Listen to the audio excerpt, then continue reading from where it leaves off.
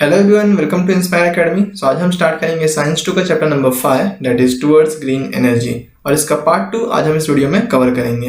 तो जो टॉपिक हम यहाँ समझने वाले हैं वो है thermal energy power station. Okay, सबसे पहले समझते हैं कि पावर स्टेशन क्या होता है। अब देखो, ऐसे जो भी प्लांट्स होते हैं जहाँ पे इलेक्ट्रिसिटी बनाई जाती है, ऐसे जो भी इंडस्ट्रीज होती हैं जहाँ पे इलेक्ट्रिसिटी प्रोड्यूस होती है उसे हम कहते हैं पावर स्टेशन। ओके, अब देखो यहाँ पे हम लोग यहाँ यूज करने वाले हैं थर्मल एनर्जी का। थर्मल एनर्जी मतलब हीट एनर्जी। ओके, तो हम लोग यहाँ पे हीट एनर्जी का यूज करके पावर स्टेशन में इलेक्ट्रिसिटी प्रोड्यूस करेंगे। तो इस टॉपिक में हमें समझना है कि कैसे हम हीट एनर्जी से इलेक्ट्रिसिटी प्रोड्यूस कर सकते हैं। ओके, नाउ अब देखो ये डायग्राम तो हमें याद होगा ही। तो इसके अंदर हम लोगों ने देखा था कि 3 कंपोनेंट्स होते हैं। सबसे पहला होता है बॉयलर। बॉयलर के अंदर वाटर को बॉयल किया जाता है। फिर इससे कनेक्टेड होता है यहाँ पे एक टरबाइन। अब टरबाइन के पास में होता है एक नोजल। नोजल से क्या होता है कि जो वाटर निकलेगा वो इस टरबाइन को रोटेट करता है। अब इसमें लास्ट जो होता है वो है जनरेटर। तो टरबाइन से हमारा जनरेटर कनेक्टेड होता है और जब टरबाइन रोटेट करेगा तो ये कॉइल भी रोटेट करता है और इसमें से हमें इलेक्ट्रिसिटी मिलता है। ठीक है, इतना तो प्रॉपर्ली हमें समझ चुका था।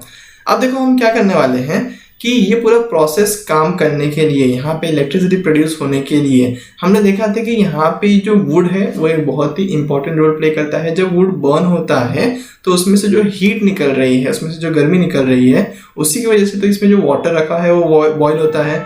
अगर वो हीट नहीं रहेगा तो यहाँ पे वाटर बॉयल नहीं होगा और ये आगे का पूरा प्रोसेस रुक जाएगा। ना टरबाइन रोटेट होगा, ना ही इसके अंदर इलेक्ट्रिसिटी प्रोड्यूस होगी। ठीक है, अब देखो हम लोग चाहें तो यहाँ पे वुड यूज कर सकते हैं, लेकिन जैसे कि हमें पता है कि अगर हम वुड यूज करना है तो हम लोग को क्या करना पड़ेगा, एक मास लेवल पे प्लांट्स को कट करना पड़ेगा। बहुत ज्यादा जो फॉरेस्ट वगैरह है उनको डिस्ट्रॉय करना पड़ेगा। ठीक है, तो अगर हम यहाँ पे वुड के जगह पे कुछ और यूज करते हैं, तो अगर हम यहाँ यूज कर रहे हैं कोल, ठीक है, कोल मतलब कोयला, तो अगर हम यहाँ पे वुड के जगह पे कोल यूज करेंगे तो ये पूरा प्रोसेस बिल्कुल वैसे ही काम करेगा। हमें जो एनर्जी चाहिए थी अब वो बस वुड के जगह से हम लोग कोल से वो एनर्जी निकाल रहे हैं। कोल को भी अगर हम बर्न करते हैं तो वो उसमें से हीट एनर्जी निकलता है और वो जो हीट एनर्जी है वो इस बॉयलर को हीट कर रही है, जिसकी वजह से इसमें रखा हुआ वाटर जो है वो वेपर में कन्वर्ट हो जाएगा, वो स्टीम में कन्वर्ट हो जाएगा और वो स्टीम इस टरबाइन को रोटेट करेगा और टरबाइन क्या करेगा, हमारे कॉइल को रोटेट करेगा, जिसकी वजह से इसमें इलेक्ट्रिसिटी प्रोड्यूस होगी। ठीक है, तो यहाँ पे हमने देखा कि हमने जो पहले जो एग्जांपल था वुड वाला, उसकी जगह पर अगर हम सिर्फ कोल यूज करें तो ये हमारा तैयार हो जाता है थर्मल पावर स्टेशन। ओके, अब देखो अगर हमें इसका स्टेप समझना है, इसका जो फ्लो चार्ट हमें अगर समझना है तो देखो यहाँ पे हमने देखा कि फ्लो चार्ट में सबसे पहले हमने जो फ्यूल यूज किया, फ्यूल क्या था, हमारे पास कोल था, तो हमने यहाँ पे कोल को बर्न किया। जब हमने कोल को बर्न किया तो उसमें से जो हीट निकल रहा है उसने क्या किया, इस बॉयलर में रखे हुए वाटर को स्टीम में कन्वर्ट किया। तो वही यहाँ पे लिखा हुआ है हम लोग को, boiler for conversion of water to steam. ठीक है, अब देखो इसका नेक्स्ट स्टेप बताया हुआ है स्टीम टरबाइन। अब देखो यहाँ से जो स्टीम निकला उसको हमने ये पाइप के थ्रू फ्लो किया और ये पाइप के थ्रू जाके ये कहाँ पहुंचा, स्टीम टरबाइन के पास गया, जिसकी वजह से स्टीम टरबाइन रोटेट करने लगा। ठीक है, अब इसके बाद क्या हो रहा है, टरबाइन कनेक्टेड है हमारे जनरेटर से, तो वही यहाँ लिखा गया है स्टीम टरबाइन का जो नेक्स्ट स्टेप है वो क्या है, जनरेटर। जब स्टीम टरबाइन हमारा रोटेट होगा तो साथ में इसमें जनरेटर का कॉइल भी रोटेट होता है और फाइनली हम लोग को यहाँ पे मिलता है अपना इलेक्ट्रिकल एनर्जी। ठीक है, समझा इतना। अब देखो मैंने एक और चीज बताया था कि जब वाटर इसमें से निकलता है तो उसका टेम्परेचर बहुत हाई होता है, ऑलमोस्ट 400 डिग्री सेल्सियस के आसपास। लेकिन एक बार जब वो इस टरबाइन को रोटेट कर देता है तो वो जो स्टीम है उसका टेम्परेचर काफी कम हो जाता है, मतलब 250 के आसपास होगा, लेकिन अभी भी वो गैस के फॉर्म में है। तो अगर हम उसे और ठंडा कर दें, ठीक है, और ठंडा करके अगर हम उसे 100 के नीचे लेके आ जाए तो वो वापस से वाटर बन जाएगा और हम उसी वाटर को वापस से इसमें सप्लाई कर सकते हैं। तो यहाँ पे क्या होगा, बॉयलर जो है वो वाटर को स्टीम में कन्वर्ट करेगा। ठीक है, और फिर हम यहाँ पे बीच में एक कंडेंसर यूज करेंगे जो कि स्टीम को वापस से वाटर में कन्वर्ट करेगा। तो हम क्या कर रहे हैं, यहाँ पे जो वाटर है उसको रिसाइकल कर रहे हैं, बार बार यूज कर रहे हैं। ओके, रीयूज कर रहे हैं। देखो यहाँ बताया गया the water is recirculated to the boiler. जो यहाँ पे हम लोग स्टीम टरबाइन में हमें जो स्टीम मिला था उस स्टीम को अगर हम कंडेंस करें तो वो क्या करेगा, वापस से वाटर बन जाएगा और उस वाटर को हम लोग वापस से बॉयलर में यूज कर सकते हैं।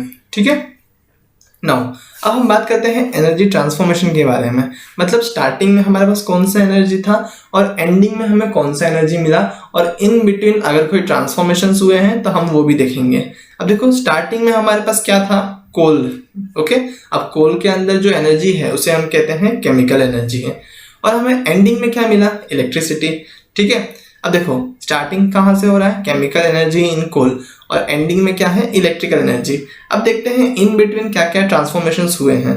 तो सबसे पहले हम देख रहे हैं जो कोल एनर्जी था, जैसे ही हम उसको बर्न करते हैं तो उसमें से हीट निकलता है, और हीट को हम कहते हैं थर्मल एनर्जी। तो यहाँ पे जो केमिकल एनर्जी था कोल में, उससे हमें मिला थर्मल एनर्जी। ओके, अब थर्मल एनर्जी क्या हो रहा है, इसमें रखा हुआ जो वाटर है वो बॉयल होकर स्टीम बन रहा है। स्टीम क्या होता है, भाप क्या होता है, हमेशा मूव करता है। ठीक है, और हर मूविंग चीज के अंदर एनर्जी होती है जिसे हम कहते हैं काइनेटिक एनर्जी। तो यहाँ देख सकते हैं कि यहाँ पे स्टीम के अंदर क्या आ चुका है, काइनेटिक एनर्जी आ चुका है। अब ये जो स्टीम है उसने क्या किया, टरबाइन को मूव किया। ठीक है, अब टरबाइन मूव कर रहा है, मतलब अब टरबाइन के पास भी काइनेटिक एनर्जी है, तो इसलिए यहाँ लिखा गया है काइनेटिक एनर्जी इन टरबाइन। और इसकी वजह से फाइनली क्या हुआ, हम लोग को इलेक्ट्रिसिटी मिला। इसका नेक्स्ट स्टेप दिया हुआ है हम लोग को इलेक्ट्रिकल एनर्जी। तो ये हम लोग को दिखाया हुआ है कि अगर हम एक थर्मल पावर प्लांट की बात करें तो उसमें एनर्जी ट्रांसफॉर्मेशन कैसे होते हैं। स्टार्टिंग में हमारे पास केमिकल एनर्जी होता है, देन वो थर्मल एनर्जी में कन्वर्ट हो जाता है, फिर उससे हमें काइनेटिक एनर्जी मिलता है स्टीम में, फिर उससे हमें काइनेटिक एनर्जी मिलता है टरबाइन में, और फाइनली उससे हमें इलेक्ट्रिकल एनर्जी मिल रहा है। ठीक है, तो यहाँ पे देख सकते हैं कि ये एक स्टेप में हमें केमिकल से डायरेक्टली इलेक्ट्रिकल एनर्जी नहीं मिलता, वो इन बिटवीन बहुत सारे अलग अलग फॉर्म में कन्वर्ट होता है, और फाइनली हम लोग को इलेक्ट्रिकल एनर्जी मिलता है। ठीक है, ओके। अब देखो अगर हमें इसको और प्रॉपरली समझना है कि एक्चुअल में, देखो ये तो हमने सिर्फ समझने के लिए एक डायग्राम बनाया हुआ है, लेकिन जो एक्चुअल पावर प्लांट्स होते हैं उसमें कौन कौन से रूम्स बनाए जाते हैं, वो कितना बड़ा होता है। तो यहाँ पे हम लोग को एक्चुअल डायग्राम दिखाया हुआ है कि एक्चुअल पावर प्लांट, असल में पावर प्लांट होते कैसे हैं।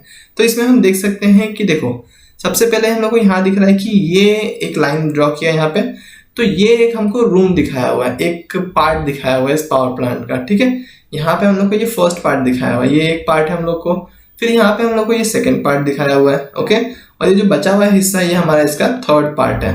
ठीक है, अब देखो हम लोग सबसे पहले यहाँ फर्स्ट पार्ट की अगर बात करें तो ये हमारा है बॉयलर वाला सेक्शन।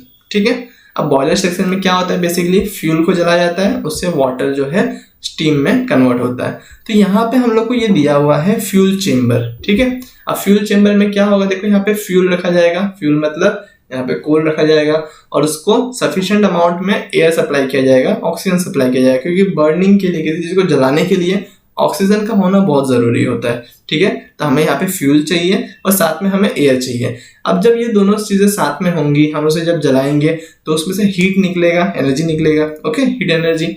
अब वो क्या किया गया, देखो यहाँ पे पाइप दिया हुआ है हमको, देखो जिगजैग लाइन दिखाया हुआ है, ये असल में पाइप्स हैं। इस पाइप के थ्रू इसमें वाटर सप्लाई किया जाता है। अब यहाँ पे जो हीट जनरेट हो रहा है वो हीट क्या करेगा, इसके अंदर जो वाटर है उसको बॉइल करेगा, जिसकी वजह से वो वाटर जो है वो स्टीम में कन्वर्ट हो जाएगा।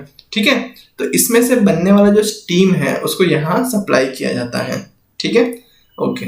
अब देखो यहाँ पे जब हम कोल को बर्न करते हैं, देखो अगर तुम लोग अगर पेपर को बर्न करते हो तो उसमें से ब्लैक कलर का जो धुआं निकलता है ना, ब्लैक कलर का उसमें से एयर निकलता है, इसमें से धुआं निकलता है। तो वैसे ही हम जब कोल को बर्न करेंगे तो उसमें से जो ब्लैक कलर का गैस निकलता है, धुआं निकलता है, उसको हम लोग ऐसे बड़े बड़े टावर्स के थ्रू एटमॉस्फेयर में रिलीज कर देते हैं। ठीक है, तो ये जो गैस निकल रहा है यहाँ पे, इसके अंदर कार्बन डाइऑक्साइड होता है, सल्फर डाइऑक्साइड होता है, नाइट्रोजन डाइऑक्साइड होता है, ऐसे बहुत सारे गैसेस होते हैं जो हमारे लिए हार्मफुल होते हैं। इसलिए जो चिमनीज होते हैं इनका हाइट बहुत ज़्यादा रखा रहता है, ताकि ये आसपास के जो रहने वाले जो बिल्डिंग्स हैं उनको इफेक्ट ना करे। तो ये जो चिमनीज है उनका हाइट काफ़ी ज़्यादा रखा जाता है। ओके, नाउ अब हमने देखा कि यहाँ पे फ्यूल था, वो बर्न हो गया, बर्न से निकलने वाला जो गैस है उसको चिमनी के थ्रू बाहर निकाल दिया गया, और यहाँ पे जो पाइप्स थे उसमें से वाटर को स्टीम में कन्वर्ट किया गया। अब देखो जो स्टीम है उसको हम लोग क्या करते हैं, टरबाइन के पास ऑन करते हैं। तो यहाँ पे हमें दिखाया हुआ है ये हमारा टरबाइन है। ठीक है, तो स्टीम को देखो यहाँ पे टरबाइन पे पास किया गया है, और टरबाइन को कनेक्ट किया है जनरेटर से। तो जब स्टीम हमारे टरबाइन को घुमाएगा तो ऑटोमेटिकली जनरेटर में यहाँ पे इलेक्ट्रिसिटी प्रोड्यूस होगा। ठीक है, तो हमने इसका फर्स्ट कंपोनेंट भी देख लिया जहाँ पे इसमें हीट फ्यूल को मतलब कोल को बर्न कर रहे थे, और हमने सेकेंड पार्ट भी देख लिया जहाँ पे इलेक्ट्रिसिटी प्रोड्यूस हो रहा था। तो यहाँ पे एक और पार्ट होता है जिसमें हम लोग स्टीम को वापस से वाटर में कन्वर्ट करते हैं। ओके, तो वो हम लोग को यहाँ पे दिखाया हुआ है। यहाँ पे जो टरबाइन के बाद जो वाटर आ रहा है मतलब 250 डिग्री सेल्सियस के आसपास का जो वाटर रहेगा, ठीक है, स्टीम रहेगा, तो उसे हमें क्या करना है, कंडेंस करना है। तो 250 को हमें कंडेंस करके और ठंडा करना है ताकि वो वाटर बन जाए। तो यहाँ पे हम क्या कर रहे हैं, इसको यहाँ पास कर रहे हैं ताकि यहाँ पे ले जाके उसको ठंडा किया जा सके। ठीक है, तो ये जो 250 डिग्री सेल्सियस का जो स्टीम है उसको ये कूलिंग टावर में ठंडा किया जाता है, और कूलिंग टावर में ठंडा होगा तो वापस से पानी बन जाएगा, और उसी को हम लोग यहाँ पे पंप के थ्रू वापस से भेज देंगे रीयूज करने के लिए। ओके, तो यहाँ पे हम देख सकते हैं यहाँ पे एक और टावर आ गया, इसे हम कहते हैं कूलिंग टावर। ओके, अब देखो यहाँ पे भी धुआं रिलीज हो रहा है। ठीक है, अब इसमें डिफरेंस क्या है, ये जो धुआं रिलीज होता है ना ये ब्लैक कलर का होता है, और इसके अंदर काफी सारे हार्मफुल गैस होते हैं like carbon dioxide, sulphur dioxide, nitrogen oxide, उसके बाद फिर डस्ट पार्टिकल्स भी होते हैं जो कि हमारे रेस्पिरेशन के लिए बहुत ज्यादा हार्मफुल है। जबकि इसके अंदर से जो धुआं निकल रहा है वो सिर्फ और सिर्फ वाटर होता है। देखो, अगर हम लोग किसी मान लो गर्म तवा है, ठीक है, गर्म तवा पे अगर हम मान लो थोड़ा सा पानी छिड़क देंगे तो उसमें से कैसे भाप निकलता है जो व्हाइटिश कलर का होता है ना, तो वैसे ही ये व्हाइटिश कलर का धुआं निकलता है इसमें से, जो कि बेसिकली वाटर होता है। वाटर बस यहाँ से स्टीम के फॉर्म में रिलीज होता है। तो हमें डिफरेंस याद रखना है कि ये जो पूरा थर्मल पावर प्लांट है इसमें दो टावर्स यूज हो रहे हैं। ये होते हैं लॉन्ग टावर्स, ओके, जिसके अंदर से हार्मफुल गैसेस को रिलीज किया जाता है, और ये काफी छोटे होते हैं, इसके कंपैरिजन में काफी छोटे होते हैं, और इसमें कुछ हार्मफुल गैस रिलीज नहीं होता। तो इसका हाइट ज्यादा रखने की कोई जरूरत नहीं है, ये हमारे लिए हार्मफुल नहीं होता। ओके, समझा है पूरा चीज। नाउ अब अगर हम बात करते हैं ये जो थर्मल पावर प्लांट है इसके प्रॉब्लम्स क्या क्या है। मतलब देखो, इसके एडवांटेजेस तो हमें पता ही है कि इसमें से हम लोग को इलेक्ट्रिसिटी मिल रहा है ना, लेकिन इसके कुछ डिसएडवांटेजेस भी हैं जो कि हमारे लिए हार्मफुल होता है। अगर हम फर्स्ट पॉइंट की बात करें तो सबसे पहला चीज दिया हुआ है एयर पोल्यूशन। तो हम जैसे कि मैंने बताया कि जो वो लंबा वाला टावर था उसके थ्रू काफी ज्यादा एयर पोल्यूशन निकलता है, तो काफी सारे गैसेस जैसे carbon dioxide, sulphur oxide, nitrogen oxide, ये सारे गैसेस जो है वो हमारे एनवायरनमेंट के लिए काफी ज्यादा हार्मफुल है, वो हमारे लिए काफी ज्यादा हार्मफुल है। ओके, तो हमें इसका ध्यान रखना होता है कि ये आसपास के जो लोग हैं उनकी हेल्थ पे काफी ज्यादा इफेक्ट कर सकता है। अब साथ में अगर बात करें तो इसमें से डस्ट पार्टिकल्स भी निकलते हैं, मतलब ये गैस तो निकल रहे हैं, साथ में डस्ट पार्टिकल्स भी निकलते हैं जो कि हमारे रेस्पिरेशन के लिए काफी ज्यादा हार्मफुल है, हमारे लिए हार्मफुल है, और जो बाकी जो एनिमल्स प्लांट उस एरिया में रहते होते हैं उसके एरिया में जो बर्ड्स वगैरह हैं उन सब के लिए भी ये हार्मफुल होता है। ठीक है, अच्छा, तो यहाँ पे एक और पॉइंट दिया गया है, जो हम लोग फ्यूल यूज कर रहे थे यहाँ पे कोल। देखो, जमीन के अंदर से जो हमें कोल मिलता है वो एक लिमिटेड अमाउंट में ही अवेलेबल है हमारे अर्थ के अंदर। अगर हम अपने अर्थ का जो कोल है उसका अगर हिसाब से यूज नहीं करेंगे, आज के डेट में हम लोग बहुत ज्यादा कोल यूज कर रहे हैं, जिसकी वजह से आने वाले कुछ सालों में 100-200 साल के अंदर जो हमारे अर्थ का जो पूरा कोल है वो पूरा खत्म हो सकता है। मतलब अभी तो हम लोग ऐसे अच्छे से इलेक्ट्रिसिटी यूज कर रहे हैं, लेकिन अगर हमने 100-200 साल के अंदर पूरा कोल यूज कर दिया तो वापस से इलेक्ट्रिसिटी प्रोड्यूस करने के लिए हमारे पास कोल बचेगा ही नहीं। ओके, तो इसी एक और यहाँ पे हम लोग को प्रॉब्लम दिया हुआ है, कोल आर लिमिटेड, तो हम लोग ज्यादा समय तक कोल पे डिपेंड नहीं कर सकते। ओके, नाउ अब देखो यहाँ पे हम लोग को कुछ थर्मल पावर प्लांट का एग्जांपल दिया हुआ है जो इंडिया में काफी फेमस थर्मल पावर प्लांट है। तो यहाँ पे लिखा हुआ है विद्यानगर, जो कि मध्य प्रदेश में है। इसकी कैपेसिटी है 4760 मेगावाट, ये इतना इलेक्ट्रिसिटी प्रोड्यूस कर सकता है। देन वैसे ही हम लोग को दिया हुआ है मुंद्रा में, तामनार में, देन चंद्रपुर में, ऐसे अलग अलग जगहों पे थर्मल पावर प्लांट इंडिया में सेटअप किए गए हैं। ये चंद्रपुर वाला थर्मल पावर प्लांट है, ये महाराष्ट्र में लोकेटेड है, और इसकी कैपेसिटी है 3340 मेगावाट इलेक्ट्रिसिटी यहाँ पे प्रोड्यूस होती है। Okay, so that's it for today.